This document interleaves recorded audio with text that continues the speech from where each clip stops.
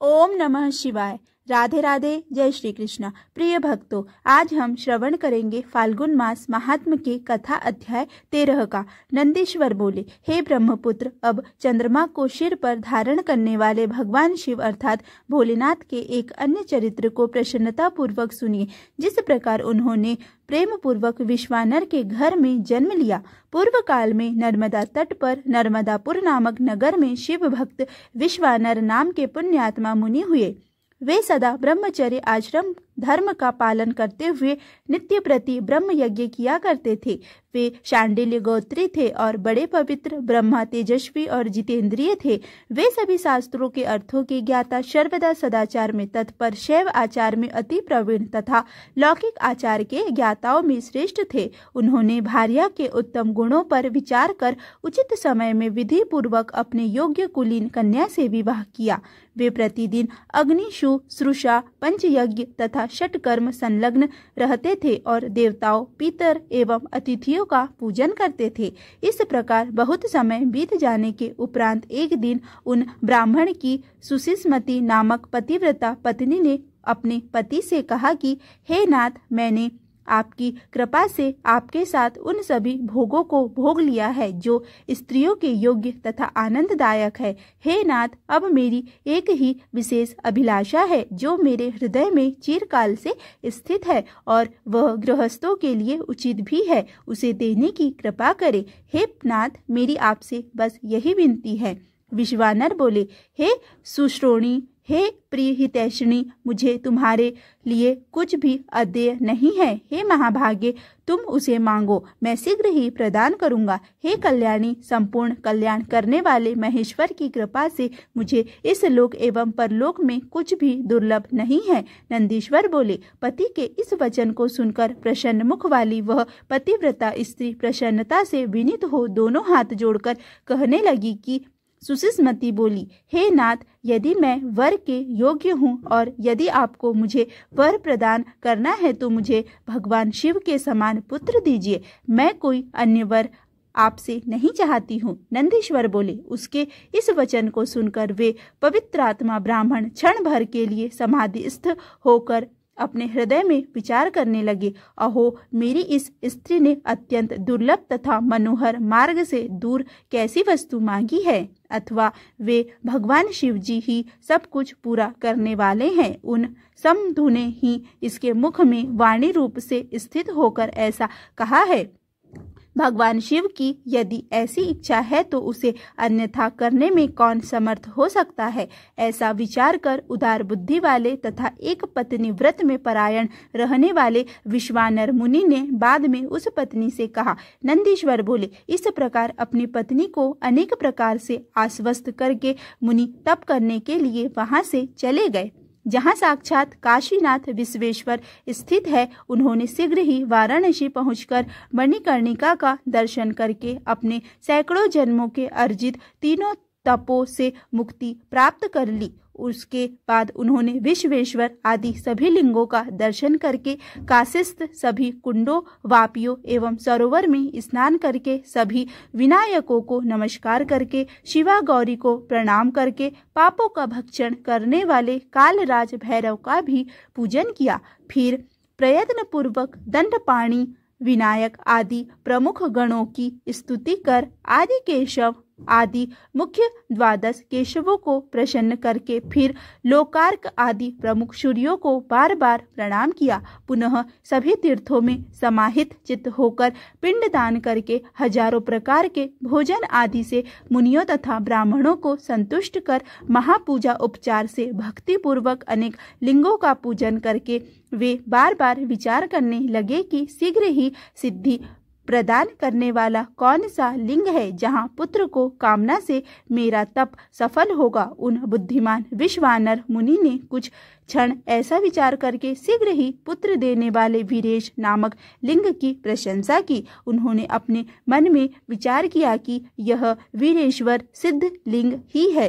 इसकी पूजा के प्रभाव से असंख्य साधक सिद्धि को प्राप्त किए हैं, इसीलिए यह श्रेष्ठ लिंग सबसे अधिक प्रसिद्ध है। लोग भक्ति भाव से समन्वित होकर वर्ष पर्यंत इस वीरेश्वर महालिंग की पूजा करके आयु तथा पुत्र आदि सभी मनोरथ प्राप्त करते हैं।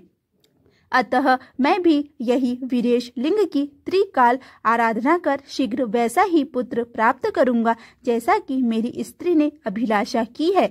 नंदीश्वर बोले, ऐसा विचार कर बुद्धिमान पुण्यात्मा तथा व्रती ब्राह्मण विश्वानर ने चंद्रकूप के जल में स्नान कर नियम धारण किया। उन्होंने 1 मास पर्यंत दिन में एकाहार, 1 मास पर्यंत रात्रि में एकाहार, 1 मास पर्यंत अयाचित आहार, पुनः 1 मास तक निराहार रहकर तप किया।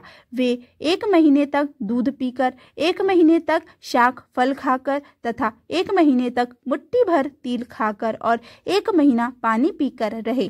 वे 1 महीने तक पंचगव्य पीकर, 1 मास तक चंद्रायण व्रत कर, 1 मास तक कुशाग्र का जल पीकर, पुनः 1 महीने वायु भक्षण कर रहने लगे। उत्तम वीरेश्वर लिंग की भक्ति पूर्वक पूजा करते हुए इस प्रकार उन्होंने 1 वर्ष तक अद्भुत तप किया। उसके बाद 13वें महीने में गंगा के जल में प्रातः काल स्नान करके ज्यों ही वे ब्राह्मण वीरेश्वर की ओर आए, उसी समय उन तपोनिधि ने वीरेश्वर लिंग के मध्य में विभूति से विभूषित 8 वर्ष की आकृति वाले एक बालक को देखा। उस बालक की आंखें कानों तक फैली हुई थी, उसके ओठ गहरे लाल थे, मस्तक पर अत्यंत पिंगल वर्ण की जटा शोभा पा रही थी। वह नग्न तथा प्रसन्न मुख था तथा बालोचित वेशभूषा तथा चिता का भस्म धारण किए हुए श्रीतु के सूतों का पाठ करता हुआ लीला पूर्वक हंस रहा था। उसे देखकर आनंदित होकर रोमांच युक्त विश्वानर मुनि ने बार बार हृदय से नमोस्तुते कहकर प्रणाम किया। तदंतर विश्वानर मुनि कृताग्ध होकर अभिलाषा पूर्ण करने वाले 8 पद्यों से बालक रूप धारी परमानंद स्वरूप भगवान शिव की स्तुति करने लगे। विश्वानर बोले, यह सब कुछ एक अद्वितीय ब्रह्म ही है, वही सत्य है, वही सत्य है। सर्वत्र उस ब्रह्म के अतिरिक्त कुछ भी नहीं है। वह ब्रह्म एकमात्र ही है और दूसरा कोई नहीं है। इसीलिए मैं एकमात्र आप महेश्वर की शरण प्राप्त करता हूँ। हे शंभु, हे महादेव, हे दीनानाथ, एक आप ही है। आपका सृजन करने वाले तथा हरण करने वाले आप रूप विहीन होकर भी अनेक रूपों में एक रूप वाले हैं। जैसे आत्मधर्म एक होता हुआ भी अनेक रूपों वाला है, इसीलिए मैं आप महेश्वर को छोड़कर किसी अन्य की शरण नहीं प्राप्त करना चाहता हूँ। जिस प्रकार रस्सी में सांप, सीपी में चांदी और मृगमरीचिका में जल प्रवाह मिथ्या भाषित होता है, उसी प्रकार आप में यह सारा प्रपंच भाषित हो रहा है, जिसके जान लेने पर इस प्रपंच का मिथ्यात्व भली भांति ज्ञात हो जाता है। मैं उन महेश्वर की शरण प्राप्त करता हूँ। हे शंभो, जिस प्रकार जल में शीतलता, अग्नि में दाहकता, सूर्य में ताप, चंद्रमा में आहदत्व, पुष्प में गंध एवं दुग्ध में घृत व्याप्त रहता है, उसी प्रकार सर्वत्र आप ही व्याप्त है।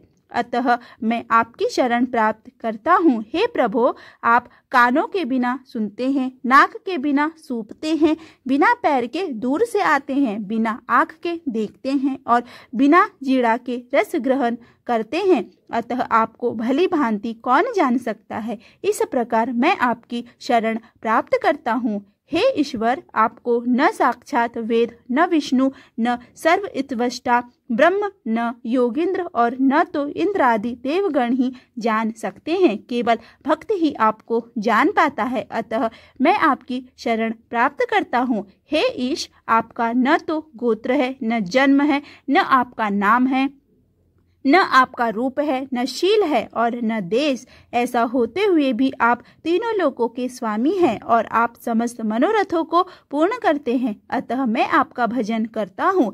हे काशत्रो, सब कुछ आपसे है और आप ही सब कुछ है। आप पार्वती पति है, आप दिगंबर है एवं अत्यंत शांत है। आप वृद्ध, युवा और बालक है। कौन ऐसा पदार्थ है जो आप नहीं हैं, अतः मैं आपको नमस्कार करता हूँ। नंदीश्वर बोले, इस प्रकार स्तुति कर हाथ जोड़े हुए वे ब्राह्मण जब तक पृथ्वी पर गिरते तब तक वह बालक वृद्धों के भी वृद्ध पुरातन पुरुष के रूप में अत्यंत प्रसन्न होकर ब्राह्मण से कहने लगा। बालक बोला, हे विश्वानर, हे मुनि श्रेष्ठ, हे ब्राह्मण, हे दीनानाथ, आपने आज मुझे अत्यंत संतुष्ट कर दिया है, अतः आप प्रसन्नचित्त होकर उत्तम वर मांगिए। तब मुनियों में श्रेष्ठ वे विश्वानर ब्राह्मण मुनि प्रसन्नचित्त हो उठे और उन्होंने बालक रूपी भगवान शिव अर्थात भोलेनाथ से कहने लगे। विश्वानर बोले, हे महेश्वर, आप तो सर्वज्ञ है, अतः आपसे कौन ऐसी बात है जो छिपी रह सकती है। हे प्रभु, आप सर्वांतरात्मा भगवान सर्व तथा सब कुछ प्रदान करने वाले हैं। दीनता प्रकट करने वाली याचना के लिए मुझे नियुक्त करके आप मुझसे क्या कहलवाना चाहते हैं। हे महेशान, ऐसा जानकर आप जैसा चाहते हैं वैसा करे। नंदीश्वर बोले, पवित्र व्रत करने वाले उन विश्वानर के इस पवित्र वचन को सुनकर परम पवित्र उस बालक रूपी महादेव ने मंद मंद मुस्कुराकर कहा, हे सूचे, आपने सुशिष्मति में हृदय से जो इच्छा की है वह थोड़े ही दिनों में निःसंदेह पूर्ण हो जाएगी। हे महामते, मैं सुशिष्मति के गर्भ से आपके पुत्र के रूप में जन्म लूंगा और शुद्ध आत्मा तथा सभी देवताओं को प्रिय मैं गृहपति नाम से प्रसिद्ध होऊंगा। आपके द्वारा कहा गया यह पवित्र अभिलाषात्मक स्रोत 1 वर्ष पर्यंत तीनों काल में शिव की सन्निधि में पढ़ते रहने पर मनुष्यों को संपूर्ण कामनाओं को देने वाला होगा। इस स्रोत का पाठ पुत्र पौत्र धन प्रदान करने वाला, सभी प्रकार की शांति करने वाला तथा संपूर्ण आपत्तियों का विनाश करने वाला है और यह स्वर्ग मोक्ष तथा संपत्ति देने वाला है, इसमें संशय नहीं है। यह स्रोत अकेला ही सभी स्रोतों के तुल्य है तथा संपूर्ण कामनाओं को प्रदान करने वाला है। प्रातः काल उठकर भली भांति स्नान करके शिवलिंग की पूजा करके 1 वर्ष पर्यंत इस स्रोत का पाठ करता हुआ पुत्रहीन मनुष्य पुत्रवान हो जाता है। इस अभिलाषक स्रोत को जिस किसी को नहीं बताना चाहिए और इसे प्रयत्न पूर्वक गुप्त रखना चाहिए। यह महावंध्या स्त्री को भी संतान देने वाला है। जो स्त्री अथवा पुरुष नियम पूर्वक शिवलिंग के समीप 1 वर्ष पर्यंत इस स्रोत का पाठ करता है, उसे यह स्रोत पुत्र प्रदान करता है, इसमें संदेह नहीं है। नंदेश्वर बोले, ऐसा कहकर सज्जनों को गति प्रदान करने वाले बालक रूप धारी भगवान शिव अर्थात भोलेनाथ जी अंतर ध्यान हो गए और वे विश्वासर ब्राह्मण भी प्रसन्न चित्त होकर अपने घर चले गए। नंदीश्वर बोले, हे सनत कुमारों, घर जाकर उस ब्राह्मण ने परम हर्ष से युक्त होकर जब अपनी स्त्री से सारा वृत्तांत कह सुनाया, यह सुनकर उस विप्र पत्नी सुशिष्मति को महान आनंद प्राप्त हुआ और वह प्रेम युक्त होकर अपने भाग्य की सराहना करने लगी। तदंतर कुछ समय के बाद उस ब्राह्मण द्वारा यथाविधि गर्भाधान कर्म किए जाने पर उसकी पत्नी गर्भवती हुई। तत्पश्चात उस विद्वान ब्राह्मण ने गृह सूत्र में कथित विधि के अनुसार पुरंत्व की वृद्धि के लिए गर्भ स्पंद के पहले ही भली भांति पुंसवन संस्कार किया। तत्पश्चात 8वां महीना आने पर क्रियावेता उस ब्राह्मण ने सुखपूर्वक प्रसव के लिए गर्भ के रूप की वृद्धि करने वाला सीमंत संस्कार कराया। तदुपरांत ताराओं के अनुकूल होने पर, बृहस्पति के केंद्रवर्ती होने पर और शुभ ग्रहों का योग होने पर शुभ लग्न में चंद्रमा समान सुंदर मुख वाला सूर्य का ग्रह दीपक को अपने तेज से शांत और प्रभाहीन सा करने वाला तथा सभी अरिष्टों का विनाश करने वाला पुत्र उस सुशिष्मति के गर्भ से उत्पन्न हुआ। वह बालक भगवान शिव जी ही थे जो भूर्भुवः स्वः इन तीनों लोकों को समग्र सुख देने के लिए अवतीर्ण हुए। उस समय गंध को समग्र वहन करने वाले वायु के वाहन मेघ दिशा रूपी वधुओं के मुख पर वस्त्र से बन गए, अर्थात चारों ओर काली घटा उमड़ आई। वे घनघोर बादल गंध वाली पुष्प राशि की वर्षा करने लगे। देव धुंध धुबिया बज उठी और सारी दिशाएं निर्मल हो गई। प्राणियों के मनों को साथ चारों ओर नदियां स्वच्छ हो गई।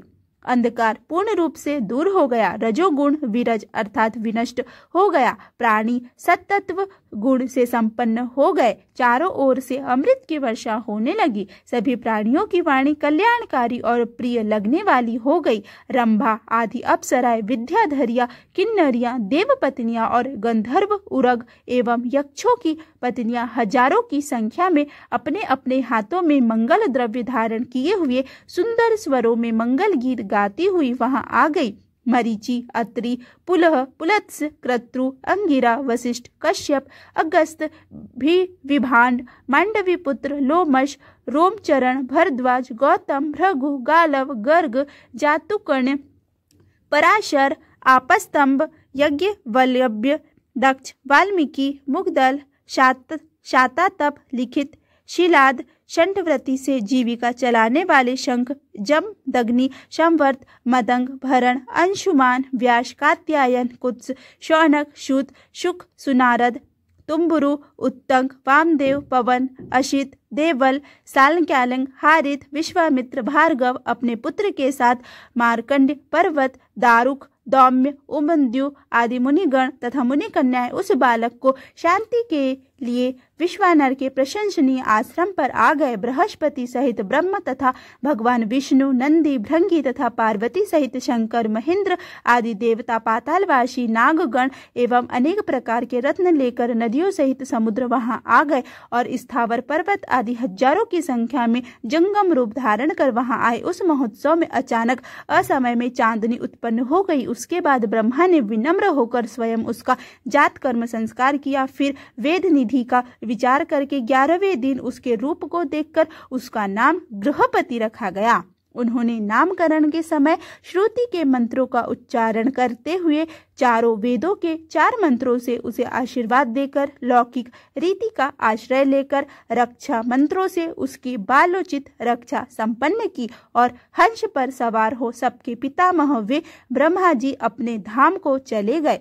इसी प्रकार विष्णु के साथ शंकर भी अपने वाहन पर सवार हो अपने लोक को चले गए। वे आपस में विचार कर रहे थे कि अहो कैसा इसका रूप है, इसका विलक्षण तेज कैसा है और इसके सभी अंग लक्षण कैसे हैं। देखो सुषुम्ना कैसी भाग्यवती है कि इसके गर्भ से साक्षात भगवान शिव भोलेनाथ शिव जी प्रकट हो गए। अथवा शिव जी के भक्तों में इस प्रकार की घटा कोई आश्चर्य की बात नहीं है जिससे उनके द्वारा अर्चित रुद्र स्वयं प्रकट हो गए। इस प्रकार आपस में प्रशंसा करते हुए पुलकित रोमों वाले सभी देवता विश्वानर से आज्ञा ले जिस प्रकार आए थे उसी प्रकार चले गए। पुत्रवान व्यक्ति पुत्र से लोकों को जीतता है, यह सनातन है। इसीलिए समस्त गृहस्थ पुत्र की कामना करते हैं।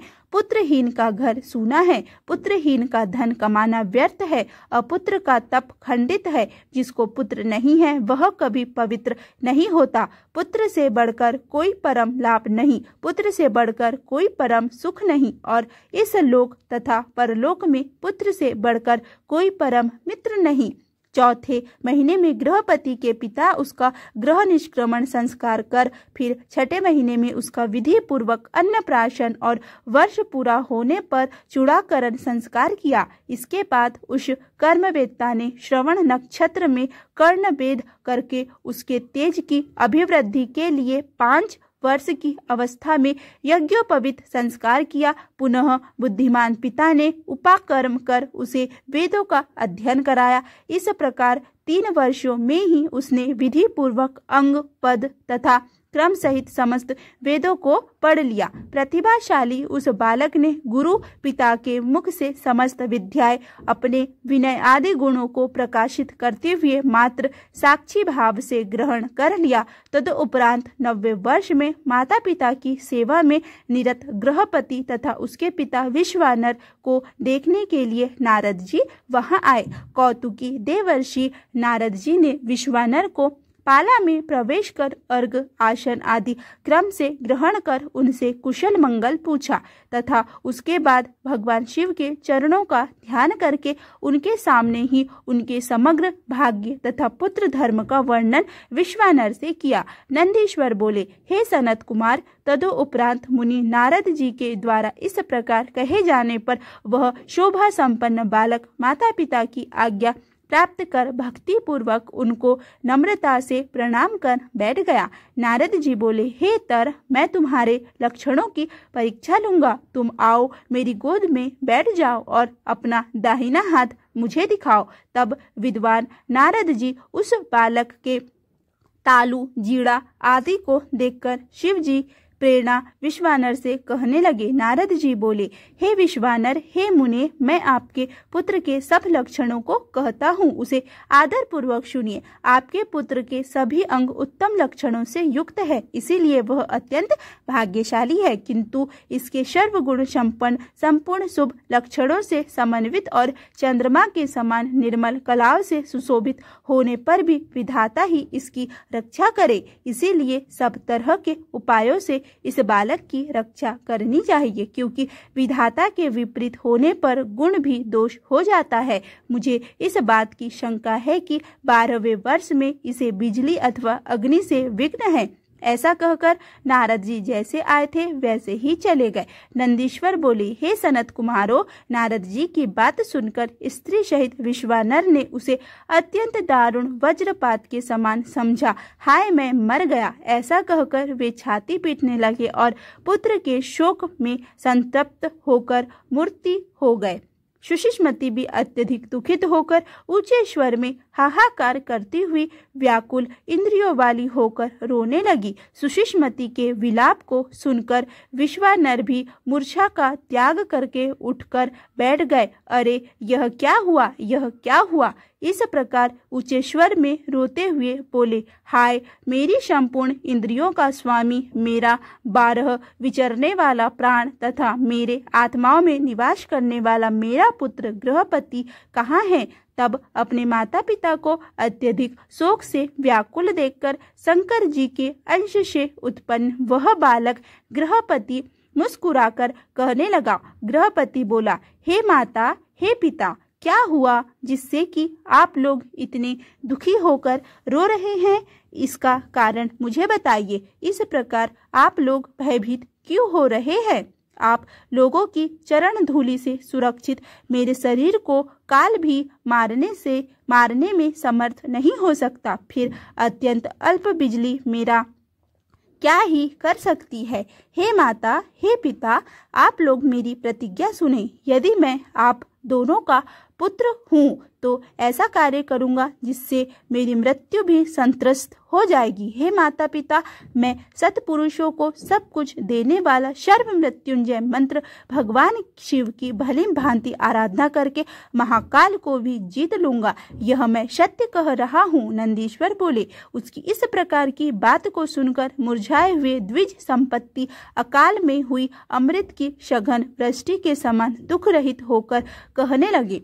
द्विज संपत्ति बोले, हे पुत्र गृहपति, फिर कहो, तुमने क्या कहा कि मुझे काल भी मारने में समर्थ नहीं है? फिर बेचारी बिजली कौन है?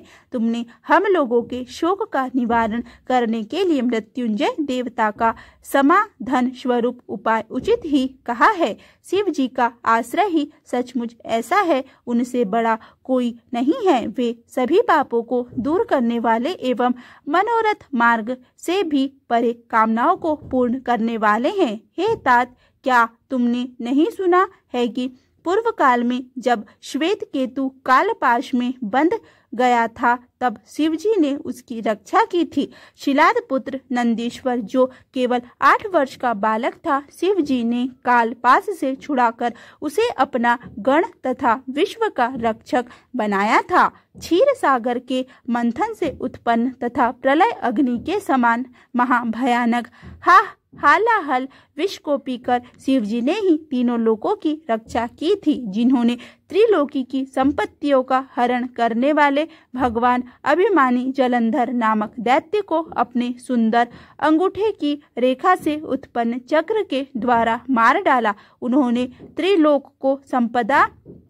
त्रिलोक की संपदा को प्राप्त कर मोहित हुए त्रिपुर को एक ही बाण चलाकर उससे उत्पन्न हुई ज्वाला वाली अग्नि से सुखा डाला, और जिन्होंने त्रिलोक के विजय से उन्मत्त हुए कामदेव को ब्रह्मा आदि के देखते ही देखते दृष्टि निक्षेप मात्र से अनंग बना दिया। हे पुत्र, तुम ब्रह्मा आदि के एकमात्र जन्मदाता, मेघ पर सवार होने वाले अविनाशी तथा विश्व की रक्षा रूप मणि उन भगवान शिव की शरण में जाओ। नंदीश्वर बोले, हे मुने, माता पिता की आज्ञा पाकर उनके चरणों में प्रणाम करके, उनकी प्रदक्षिण करके और उन्हें बहुत तरह से आश्वासन देकर वह वहां से चल दिया और उस काशीपुरी में पहुंचा जो ब्रह्मा नारायण आदि देवों के लिए दुर्लभ महाप्रलय के संताप का विनाश करने वाली विश्वेश्वर द्वारा पालित कंठ तथा तर प्रदेश में हार की तरह पड़ी हुई गंगा जी से और अद्भुत गुणों से संपन्न हर पत्नी भगवती गिरिजा से शोभायमान है। वहां पहुंचकर वे विप्रवर पहले मणिकर्णिका गए। वहां विधि पूर्वक स्नान करके प्रभु विश्वेश्वर का दर्शन करके उन बुद्धिमान ने परम आनंद से युक्त होकर तीनों लोकों के प्राणों की रक्षा करने वाले भगवान शिव अर्थात भोलेनाथ को हाथ जोड़कर सिर झुकाकर प्रणाम किया। वे बार बार उसे देखकर हर्षित हो रहे थे और मन में विचार कर रहे थे कि सचमुच यह लिंग परम आनंद कंद से परिपूर्ण है। यह स्पष्ट ही है, इसमें संशय नहीं है। अहो, इस चराचर त्रिलोक की मुझसे बढ़कर कोई अन्य नहीं है, जो कि मैंने आज ऐश्वर्यमय तथा सर्वव्यापी भगवान विश्वेश्वर का दर्शन किया। 27 मेरे भाग्य उदय के लिए ही महर्षि नारद ने जो मुझे आकर पहले ही बता दिया था, जिससे आज मैं भगवान विश्वेश्वर का दर्शन प्राप्त कर कृतकृत्य हो गया। नंदीश्वर बोले, मुने, इस प्रकार आनंद मृत रूपी रस द्वारा पारण करके गृहपति ने शुभ दिन में सर्वहित प्रद शिवलिंग की स्थापना की। तत्पश्चात अजितेंद्रियों के लिए अति दुष्कर कठोर नियमों को ग्रहण कर अनुष्ठान परायण हुआ। पवित्र चित्त वाला वह प्रतिदिन वस्त्रों से जाने गए गंगा जल से पूर्ण 108 पवित्र घड़ों से शिवजी को स्नान कराने लगा और 1008 नील कमलों से बनी हुई माला समर्पित करने लगा। पहले वह पक्ष में एक बार, फिर महीने में फल फूल कंद को खाकर 6 महीने तक रहा। इसके बाद अत्यंत धीर वह गृहपति पुनः 6 मास सूखे पत्ते खाकर और 6 महीने वायु पीकर, फिर 6 महीने 1 बूंद जल पीकर तपस्या करने लगा। हे नारद, इस प्रकार एकमात्र शिवजी को मन में धारण करके तप से निरत उस महात्मा के 2 वर्ष बीत गए। शौनक तब जन्म से 12वें वर्ष में देवर्षि नारद द्वारा कही गई बात को मानो सत्य करने की इच्छा से स्वयं इंद्रदेव उसके पास आए और बोले, हे विप्र, मैं इंद्र इस उत्तम तपस्या से अत्यंत प्रसन्न हूँ। तुम्हारे मन में जो अभिलाषित हो उस वर को मांगो, मैं प्रदान कर रहा हूँ। नंदीश्वर बोले, इंद्र के इस वचन को सुनकर महाधीर मुनि कुमार ने मधुर राक्षसमयी वाणी में कहा। गृहपति बोले, हे मघवन, हे वृक्ष शत्रु, मैं वज्र धारण करने वाले आपको जानता हूँ। मैं आपसे वर नहीं मांगता, मुझे वर देने तो शिवजी ही आएंगे। इंद्र बोले, हे बालक, मेरे सिवा कोई दूसरा शिव नहीं है। मैं सभी देवताओं का भी देव हूँ। अतः तुम अपना लड़कपन त्याग कर मुझसे वर मांगो और देर मत करो। गृहपति बोला, तुम अहल्या के शील को नष्ट करने वाले असाधु हो। पाक नामक असुर का वध करने वाले पर्वतों के शत्रु, हे इंद्र तुम चले जाओ। यह स्पष्ट है कि मैं शिव जी के अतिरिक्त और किसी देवता से वर की प्रार्थना नहीं करता। नंदीश्वर बोले। उसकी यह बात सुनते ही क्रोध से लाल नेत्र वाले इंद्र अपना घोर वज्र उठाकर बालक को भयभीत करने लगे। विद्युत ज्वाला के समान प्रज्वलित वज्र को देखकर नारद की बात का स्मरण करता हुआ वह बालक भय से व्याकुल होकर मूर्छित हो गया। उसके पश्चात अंधकार का नाश करने वाले गौरीपति शिवजी प्रकट हो गए और हाथ के स्पर्श से उसे जीवित सा करते हुए उससे बोले, उठो पुत्र उठो, तुम्हारा कल्याण हो। तब उस अपूर्व स्पर्श को प्राप्त करके उसने रात्रि में सोए हुए के समान अपने नेत्र कमलों को खोलकर उठ करके अपने आगे सैकड़ों सूर्यों से भी अधिक प्रकाशमान भगवान शिव को देखा। उनके मस्तक में नेत्र सुशोभित हो रहा था, कंठ में विष की कालिमा थी, वे बैल पर सवार थे, उनके सारथी वारथी और भगवती उनके वारथी और माता पार्वती स्थित थी। उनके मस्तक पर अर्धचंद्र सुशोभित हो रहा था। वे जटाजूट से युक्त थे, त्रिशूल एवं अजगव धनुष धारण किए हुए थे। उनका गौर शरीर कर्पूर के समान उज्जवल था और वे गज चर्म धारण किए हुए थे। तब गुरु वाक्य तथा आगम प्रमाण से उन्हें महादेव जानकर हर्षातिरेक से उसका कंठ रुंध गया और शरीर रोमांचित हो गया। उसकी स्मृति लुप्त हो गई। फिर भी वह जैसे तैसे क्षण भर के लिए चित्र लिखित पुत लेकर समान स्तंभित हो अवाक खड़ा रहा।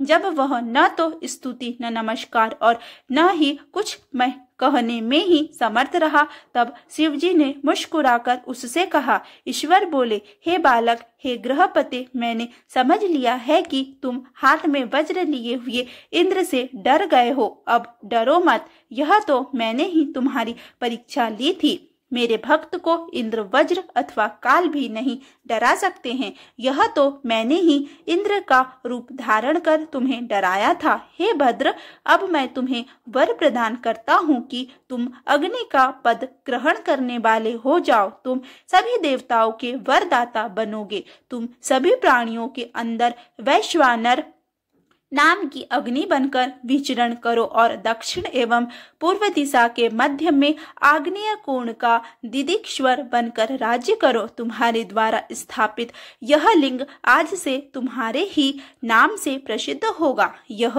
अग्निश्वर नाम वाला होगा, जो सभी तेजों का विशिष्ट रूप से अग्निवर्धन करेगा।